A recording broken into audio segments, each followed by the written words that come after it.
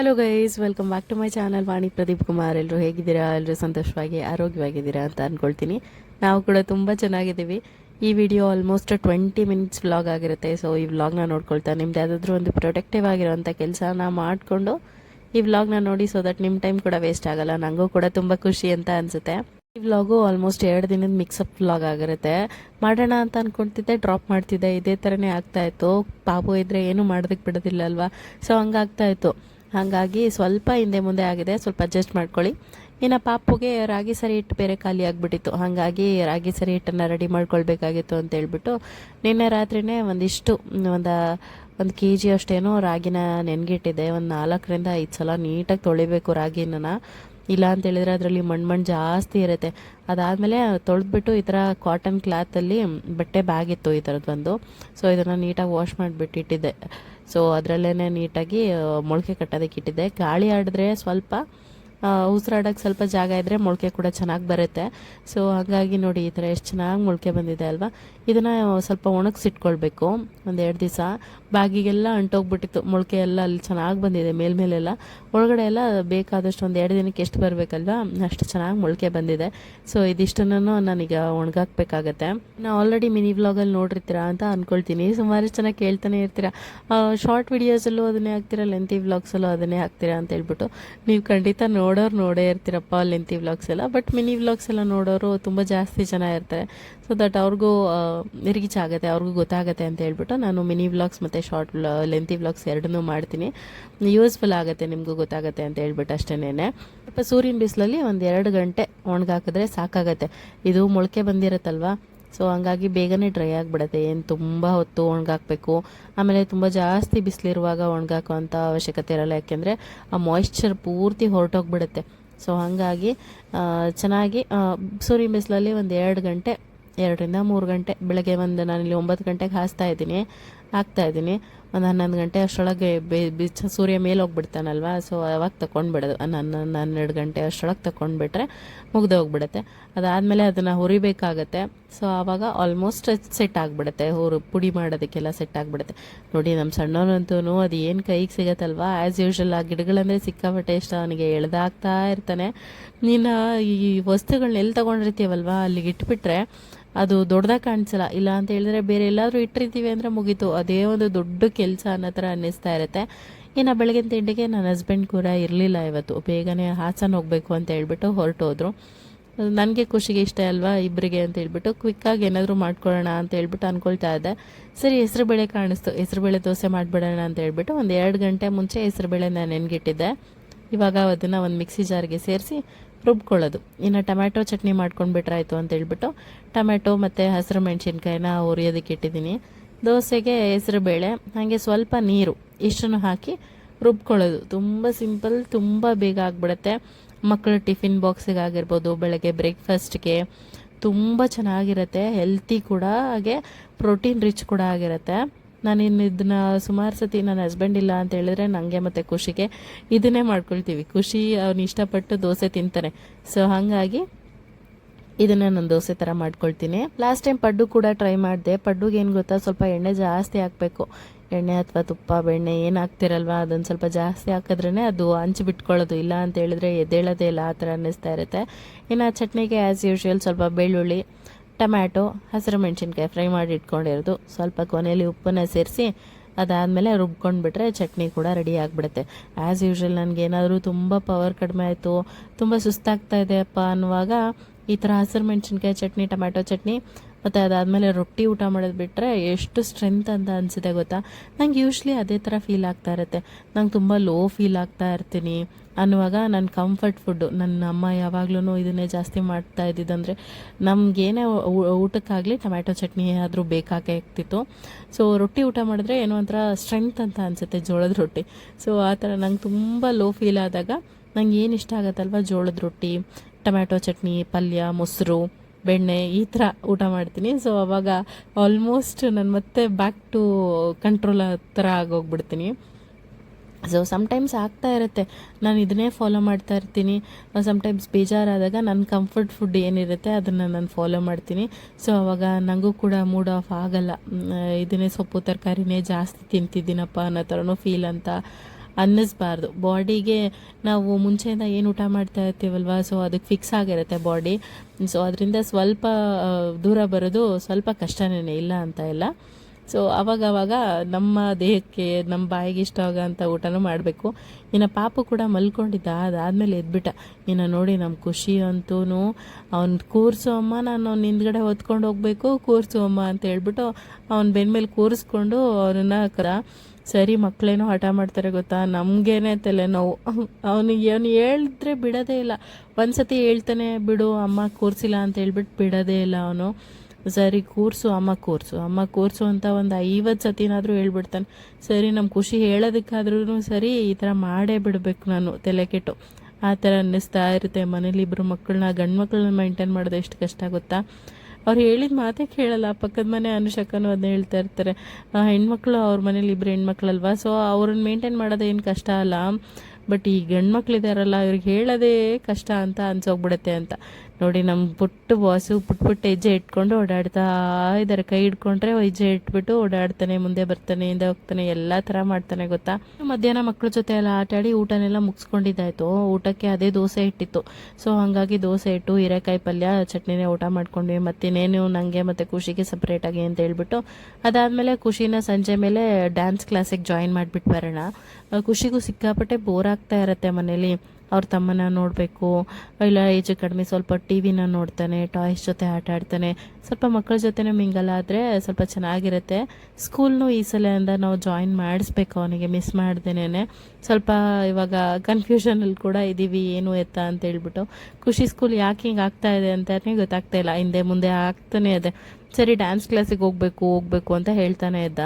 ನಾನು ಲಾಸ್ಟ್ ಅವನಿಗೆ 2 years ಇತ್ತು ಅಂತ ಅನಿಸುತ್ತೆ, ನನ್ನ ಸೆಕೆಂಡ್ ಪ್ರೆಗ್ನೆನ್ಸಿಗಿಂತ ಮುಂಚೆ. ಯಾವಾಗಲೂ ಅವನನ್ನು 2 months 3 months ಏನೋ ಕರ್ಕೊಂಬರ್ತಾ ಇದೆ. ಈ ಮನೆಯಿಂದ ಈಗ ಹೋಗ್ತಿರೋಂಥ ಡ್ಯಾನ್ಸ್ ಕ್ಲಾಸ್ ತುಂಬಾ ಹತ್ರ. ಮುಂಚೆಯಿಂದ ಬರ್ತಾ ಇದ್ವಲ್ಲ ಅದೇ ಡ್ಯಾನ್ಸ್ ಕ್ಲಾಸ್ಗೆ, ತುಂಬ ದೂರ ಆಗ್ತಾಯಿತ್ತು. ಆಲ್ಮೋಸ್ಟ್ ಒಂದು 800 meters ಹತ್ತಿರ 1 kilometer ಹತ್ರ. ಆ ಕಡೆಯಿಂದ ಕರ್ಕೊಂಡು ಬರ್ತಾ ಇದ್ದೆ ನಡ್ಕೊಂಡು, ಮತ್ತು ಈ ಕಡೆಯಿಂದ ಇಲ್ಲಿಂದ ನಮ್ಮ ಫ್ಯಾಕ್ಟ್ರಿ ಹತ್ರ ಅಲ್ವಾ, ಮತ್ತು ಇಲ್ಲಿಂದ ನನ್ನ ಫ್ಯಾಕ್ಟ್ರಿ ಕರ್ಕೊಂಡೋಗಿ ಅಲ್ಲಿಂದ ನನ್ನ ಹಸ್ಬೆಂಡ್ ಮತ್ತೆ ಮನೆಗೆ ಡ್ರಾಪ್ ಮಾಡ್ತಾಯಿದ್ರು. ಡೈಲಿ ಇದೇ ನಡೀತಾ ಇತ್ತು. ಆವಾಗ ನಾನು ಎಷ್ಟು ಸಣ್ಣ ಆಗಿದೆ ಗೊತ್ತಾ, ನನಗೆ ಆ್ಯಕ್ಟಿವ್ ಅಂತ ಅನ್ನಿಸ್ತಾ ಇತ್ತು. ಅದು ಒಂದು ಸಲ ಅಲ್ಲ, ಮಧ್ಯಾಹ್ನ 12 o'clock ನಂಗೆ ಜುಂಬಾ ಕ್ಲಾಸ್ ಇರ್ತಾಯಿತ್ತು. ಸೊ ಆವಾಗ ಎಲ್ಲ ಜುಂಬಾ ಕ್ಲಾಸಿಗೆ ಬರ್ತಾಯಿದ್ದೆ. ಅದಾದಮೇಲೆ ಜುಂಬಾ ಕ್ಲಾಸಿಂದ ಮುಗಿಸ್ಕೊಂಡು ನನ್ನ ಹಸ್ಬೆಂಡು ಮಧ್ಯಾಹ್ನ ಊಟಕ್ಕೆ ಕರ್ಕೊಂಡು ಹೋಗ್ತಾಯಿದ್ರು ಮನೆಗೆ. ಸೊ ಅಲ್ಲಿಂದ ಡ್ರಾಪ್ ಮಾಡ್ತಾಯಿದ್ರು. ಫ್ಯಾಕ್ಟ್ರಿಲೇ ಇದ್ದರೆ ಡ್ರಾಪ್ ಮಾಡ್ತಾಯಿದ್ರು, ಇಲ್ಲಾಂದರೆ ನಾನು ನಡ್ಕೊಂಡೇ ಹೋಗಬೇಕಾಗಿತ್ತು. ಅದಾದಮೇಲೆ ಊಟನೆಲ್ಲ ಮುಗಿಸ್ಕೊಂಡು ಮತ್ತೆ ಒಂದು 3 ಗಂಟೆಗೆ ಬೇರೆ ಏನಾದರೂ ಬಟ್ಟೆ ಮಡ್ಚಿಟ್ಕೊಳ್ಳೋದಿತ್ತು, ಆ ಕೆಲಸ ಈ ಕೆಲಸ ಇತ್ತು ಅಂದರೆ ಅದನ್ನೆಲ್ಲ ಮುಗಿಸ್ಕೊಂಡು ಖುಷಿ ಕರ್ಕೊಂಡು ಬರ್ತಾಯಿದ್ದೆ. ಇದು ಖುಷಿನೇ ತುಂಬ ಚಿಕ್ಕ ಹುಡುಗ ಅಂತ ಹೇಳಿದ್ರೆ, ಅವನೇನೆ ಇನ್ನೂ 2 ವರ್ಷದ ಹುಡುಗ. ಅವ್ನು ತುಂಬ ಚೆನ್ನಾಗಿ ಅಲ್ಲಿ ಮಿಂಗಲ್ ಆಗಿದೆ ಎಲ್ಲರ ಜೊತೆನೂ. ಮಾಸ್ಟರ್ ಅಂತ ಹೇಳ್ಬಿಟ್ಟು ಸರ್ ಜೊತೆ ಆಗಿರ್ಬೋದು, ಮಕ್ಕಳ ಜೊತೆ ಡ್ಯಾನ್ಸ್ ಮಾಡೋದಾಗಿರ್ಬೋದು ಇಂಪ್ರೂವ್ ಆಗ್ತಾಯಿದೆ. ಆಮೇಲೆ ಕನ್ಸೀವ್ ಆದೆ ಅಂತ ಬೇರೆ ಗೊತ್ತಾಯಿತು.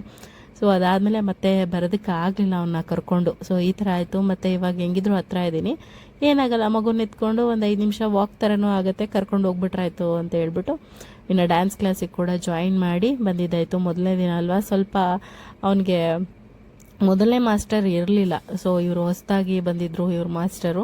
ಸೊ ಹಂಗಾಗಿ ಇವ್ರಿಗೆ ಸ್ವಲ್ಪ ಅಡ್ಜಸ್ಟ್ ಆಗಲಿಲ್ಲ ಅವನು. ಸರಿ ಮತ್ತೆ ನಾಳೆ ಹೋದ್ರಾಯ್ತು ಅಂತ ಹೇಳ್ಬಿಟ್ಟು ವಾಪಸ್ ಮನೆಗೆ ಕರ್ಕೊಂಬಂದೆ. ಹಾಗೇ ನೆಕ್ಸ್ಟ್ ಡೇ ವ್ಲಾಗ್ನ ಕಂಟಿನ್ಯೂ ಮಾಡ್ತಾ ಇದ್ದೀನಿ. ಸೊ ಅದಾದಮೇಲೆ ಮನೆಗೆ ಬಂದಮೇಲೆ ಮಕ್ಕಳು ನೋಡ್ಕೊಳ್ಳೋದೇ ಆಗೋಯ್ತು. ಮೆಟ್ಲು ಇಳಿಯೋ ಅಷ್ಟರೊಳಗೆ ಸಾಕಾಗ್ಬಿಡುತ್ತೆ, 2nd floor ಬೇರೆ. ಸೊ ಈ ಥರ ಇರುತ್ತೆ. ಇನ್ನು ಬೆಳಗ್ಗೆ ನನ್ನ ಹಸ್ಬೆಂಡು ಹೇಳಿದ್ರು, ನಮ್ಮ ಫ್ಯಾಕ್ಟ್ರಿಗೆ ಊಟಕ್ಕೆ ಕಳಿಸ್ಬಿಡಮ್ಮ, ನಾವೊಂದು 4-5 ಜನ ಇದ್ದೀವಿ ಅಂತ ಹೇಳಿದ್ರು. ಬೆಳಗ್ಗೆನೇ ಮನೆ ಕ್ಲೀನೆಲ್ಲ ಮಾಡಿಕೊಂಡು, ಅಂದರೆ ತಿಂಡಿಗೆ ಏನೇನು ಬೇಕೋ ಅದನ್ನೆಲ್ಲ ರೆಡಿ ಮಾಡಿಕೊಂಡು ಪಲಾವ್ನ ಮಾಡಿದೆ. ಸಕ್ಕತ್ ಟೇಸ್ಟಿಯಾಗಿ ಬಂದಿತ್ತು ಗೊತ್ತಾ ಪಲಾವು. ಕುಕ್ಕರ್ ದೊಡ್ಡದು ಹಾಳಾಗಿಬಿಟ್ಟಿತ್ತು, ಹಾಗಾಗಿ ದೊಡ್ಡದೊಂದು ಪಾತ್ರೆಯಲ್ಲಿ ಮಾಡಿದ್ದೆ. ಸಕ್ಕತ್ ಟೇಸ್ಟಿಯಾಗಿ ಬಂದಿತ್ತು. ಹಾಗೆ ಮಾವಿನಕಾಯಿ ಉಪ್ಪಿನಕಾಯಿನೂ ಕೂಡ ಹಾಕಿದ್ದೆ. ಮಾವಿನಕಾಯಿ ಉಪ್ಪಿನಕಾಯಿಗೆ ಬೇರೆ ಏನು ಒಗ್ಗರಣೆ ಹಾಕಿಲ್ಲ ಗೊತ್ತಾ, ತೋತಾಪುರಿ ಮಾವಿನಕಾಯಿ ಇತ್ತು, ಅದಕ್ಕೆ ಕಟ್ ಮಾಡಿಬಿಟ್ಟು ಸ್ವಲ್ಪ ಉಪ್ಪು ಮತ್ತು ಖಾರದ ಪುಡಿ ಎರಡನ್ನೂ ಹಾಕ್ಬಿಟ್ಟು ಈ ಥರ ಏರ್ ಟೈಟ್ ಕಂಟೈನರಲ್ಲಿ ಇಟ್ಟಿದ್ದು. ಅಷ್ಟೇನೆ ಎಷ್ಟು ಟೇಸ್ಟಿಯಾಗಿ ಬಂದಿದೆ ಅಂತ ಹೇಳಿದ್ರೆ ನನಗೆ ಇವಾಗ್ಲೂ ನೆನೆಸ್ಕೊಂಡ್ರೆ ಬಾಯಲ್ಲಿ ನೀರು ಬರ್ತಾ ಇದೆ. ಅಷ್ಟು ಟೇಸ್ಟಿಯಾಗಿ ಚೆನ್ನಾಗಿ ಬಂದಿತ್ತು. ಅದಕ್ಕೆ ಅಮ್ಮ ಹೇಳಿದ್ರು ಸಾಸಿವೆ ಒಗ್ಗರಣೆ, ಸಾಸಿವೆ ಪುಡಿ ಎಲ್ಲ ಮಾಡಿ ಹಾಕಮ್ಮ ಅಂತ ಹೇಳ್ಬಿಟ್ಟು. ಏನು ಪರವಾಗಿಲ್ಲ, ಹಿಂಗೆ ಚೆನ್ನಾಗಿದೆ. ಇನ್ನೊಂದು 15 ಡೇಸಲ್ಲೆಲ್ಲ ಖಾಲಿ ಆಗಿಬಿಡುತ್ತೆ.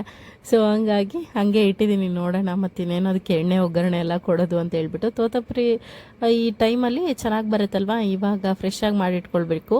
ಆದರೆ ಇದು ಲಾಂಗ್ ಟರ್ಮಿಗೆ ಬರಲ್ಲ ತೋತಪುರಿ ಪಿಕ್ಕಲು. ಸ್ವಲ್ಪ ಶಾರ್ಟ್ ಪೀರಿಯಡ್ ಅಷ್ಟೇನೆ, 1 ಮಂತ್ 2 ಮಂತ್ಸ್ ಎಲ್ಲ ಯೂಸ್ ಮಾಡ್ಕೊಳ್ಬೋದು. ಹುಳಿ ಮಾವಿನಕಾಯಿ ಬರುತ್ತಲ್ವ, ಅದನ್ನು ವಾಟೆ ಸಮೇತ ಕಟ್ ಮಾಡಿ ಹಾಕಿದ್ರೆ ಮಾತ್ರ ಪಿಕ್ಕಲ್ ತುಂಬ ದಿನ ಚೆನ್ನಾಗಿ ಬಾಳಿಕೆ ಬರುತ್ತೆ. ಊರಲ್ಲಾಗಿದ್ದಿದ್ರೆ ಅಮ್ಮ ಅಜ್ಜಿ ಊರಲ್ಲೆಲ್ಲನೂ ಅವರು ರೆಡ್ಡೀಸ್ನ ಕರೆಸ್ತಾರೆ. ಅವ್ರ ಹೆಣ್ಮಕ್ಳು ಬಂದುಬಿಟ್ಟು ಅವರ ಮನೇಲಿ ನಾವು ಏನೇನು ಬೇಕು ಅಂತ ಹೇಳ್ಬಿಟ್ಟು ಅವ್ರು ಲಿಸ್ಟ್ ಮಾಡಿಕೊಡ್ತಾರೆ. ಆ ಲಿಸ್ಟ್ ಪ್ರಕಾರ ಅವ್ರಿಗೆ ಏನೇನು ಇಂಗ್ರೀಡಿಯೆಂಟ್ಸ್ನೆಲ್ಲ ತಂದು ಕೊಟ್ಟರೆ, ಉಪ್ಪು ಸಾಸಿವೆ ಪ್ರತಿಯೊಂದನ್ನು ಸೂರ್ಯನ ಬಿಸಿಲಲ್ಲಿ ಒಣಗಿಸ್ತಾರಂತೆ ಅವರು. ಆ ಥರ ಎಲ್ಲ ಮಾಡಿ ಪಿಕ್ಕಲ್ ಹಾಕೋದು. ಅವ್ರದ್ದು ಕತ್ತಿ ಎಲ್ಲ ಬರುತ್ತೆ, ಅದರಲ್ಲಿ ತೊಗೊಂಡು ಬಂದು ವಾಟೆ ಸಮೇತ ಕಟ್ ಮಾಡಿ, ಸಿಪ್ಪೆ ಸಮೇತ ಕಟ್ ಮಾಡ್ತಾರೆ. ಓಟೆ ತೆಗೆದ್ಬಿಟ್ಟು ಸಿಪ್ಪೆ ಎಲ್ಲ ಕಟ್ ಮಾಡಿ ಸೊ ಪಿಕ್ಕಲ್ ಹಾಕ್ತಾರೆ. ಅವಾಗ ಅದು ಲಾಂಗ್ ಟರ್ಮಿಗೆ ಬರುತ್ತೆ. ರೆಡ್ಡೀಸ್ ಉಪ್ಪಿನಕಾಯಿ ಅಂದರೆ ಸಿಕ್ಕಾಪಟ್ಟೆ ಚೆನ್ನಾಗಿರುತ್ತೆ. ಅವ್ರು ಬರೀ ಮೊಸರನ್ನ ಉಪ್ಪಿನಕಾಯಿನೇ ತಿಂತಾ ಇರ್ತಾರೆ. ನಾನು ಪ್ರೈಮರಿ ಓದಬೇಕಾಗಿದ್ರೆ ನಂಗೆ ತೆಲುಗು ಫ್ರೆಂಡ್ಸ್ ಜಾಸ್ತಿ ಇದ್ದಿದ್ದು. ಸೊ ಅವ್ರು ಮಧ್ಯಾಹ್ನ ಲಂಚ್ಗೆ ಪ್ರತಿ ದಿವಸನೂ ಅಷ್ಟೇ ಮಿಸ್ ಮಾಡಿದೆ ಮೊಸರನ್ನ ಉಪ್ಪಿನಕಾಯಿ ತಿನ್ನೋರು. ಅದೇನು ಬೇಜಾರಾಗ್ತಿತ್ತೋ ಎಲ್ಲೋ ಗೊತ್ತಿಲ್ಲಪ್ಪ, ಬರೀ ಮೊಸರನ್ನ ಇದೇ ಥರನೇ ಇರ್ತಾಯಿತ್ತು ಅವ್ರ ಲಂಚು. ಬಟ್ ಬೇಜಾರು ಮಾಡ್ಕೊಳ್ದೆ ತಿಂತಾಯಿದ್ರು. ಆ ಪಿಕ್ಕಲ್ ಅಷ್ಟು ರುಚಿಯಾಗಿರುತ್ತೆ ಅಂತ ಹೇಳ್ಬಿಟ್ಟು. ಅದಾದಮೇಲೆ ಅವ್ರಿಗೆ ತಿಂಡಿನೆಲ್ಲ ಹಾಕ್ಸಿ ಕಳಿಸಿದ್ನಲ್ಲ, ಪಾಪುನೂ ಇದ್ದ, ಪಾಪುನೂ ಫ್ರೆಶ್ ಅಪ್ ಮಾಡಿಸಿ ಮಲಗಿಸಿದ್ದಾಯಿತು. ಅದಾದಮೇಲೆ ಒಂದಿಷ್ಟು ನನಗೆ ಮನೆಗೆ ಐಟಮ್ಸ್ ಬೇಕಾಗಿತ್ತು. ಹಾಲು, ಮೊಸರು, ಹೂವು, ದೇವ್ರ ಪೂಜೆಗೆ.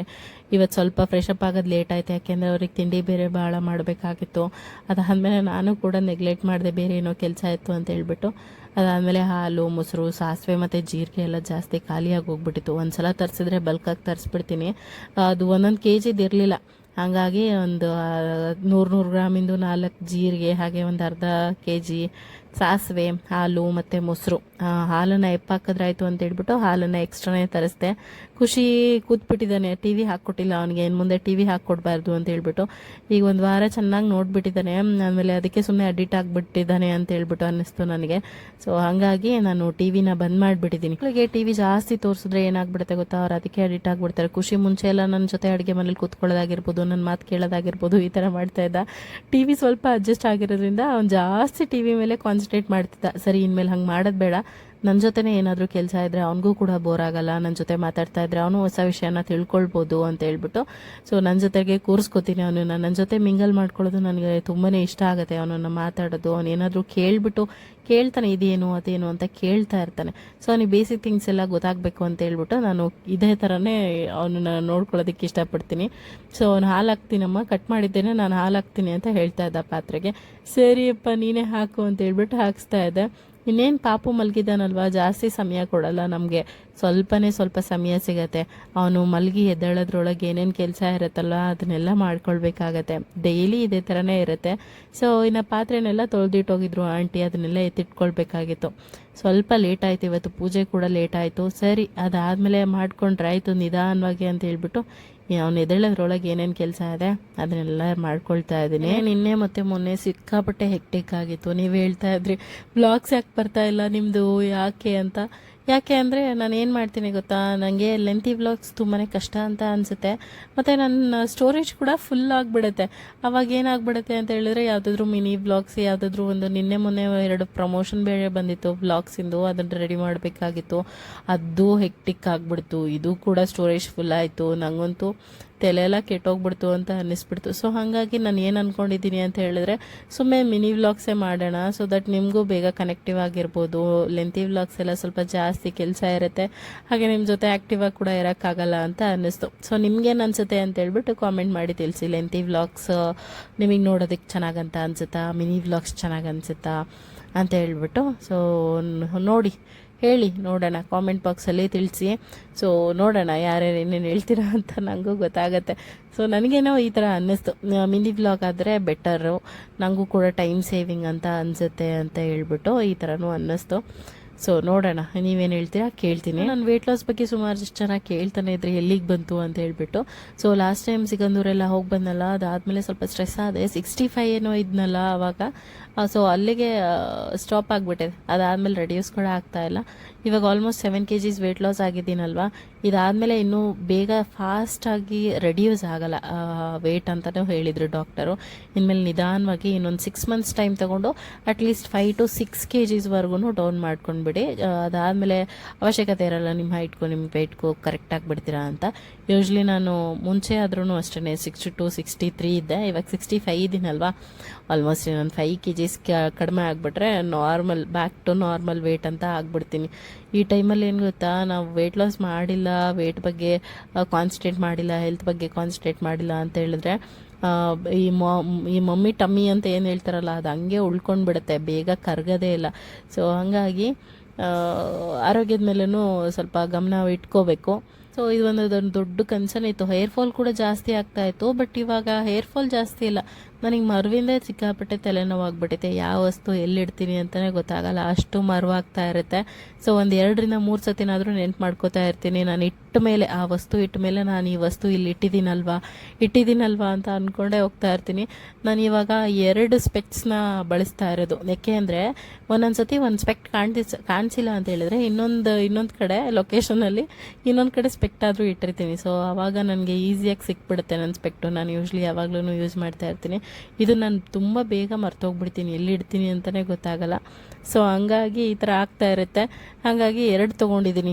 ಒಂದು ಕಾಣಿಸಿಲ್ಲ ಅಂದರೂ ಇನ್ನೊಂದನ್ನು ಬಳಸ್ಕೊಳ್ಬೋದು ಅಂತ ಹೇಳ್ಬಿಟ್ಟು ಜಸ್ಟ್ ಏನು ಎಕ್ಸಾಂಪಲ್ ಕೊಡ್ತಾ ಇರೋದು ಅಷ್ಟೇ.